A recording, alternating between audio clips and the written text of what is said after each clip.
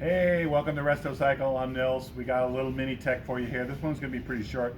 We're going to show you what to do with your 40-year-old CBX oil lines. So we have 4 different sets of oil lines off the CBX, and these are these cloth braided hoses that Honda did. You'll find these not only on the CBX, but also on all the DOHC4 Hondas from like 79 to 83 and maybe beyond.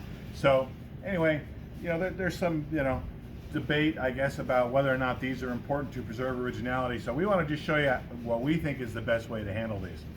So first, get something suitable to cut them with, and cut the fucking heads off them, pardon my language. Something like that.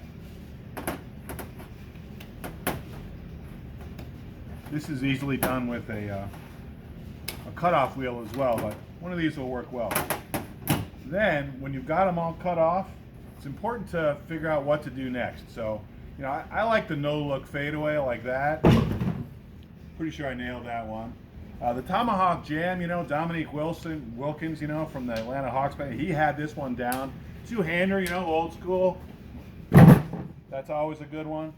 If you're like Larry Bird and you want to shoot from downtown, you can tie these things up, go like this, stop and pop.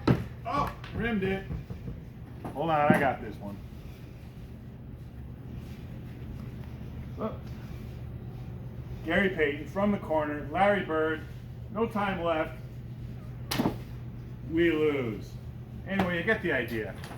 No, don't reuse these. Cut the ends off, clean them up, vapor blast them, powder coat these, paint them, whatever you're gonna do. 15 millimeter by 2.5 O-ring, easy to find. Send the ends to Terry Schmitt, or buy a set from Tim's CBX. They'll give you some beautiful hoses with nice summit hose that won't collapse, perfect length, perfect orientation. That's what you do with these old 40-year-old oil lights.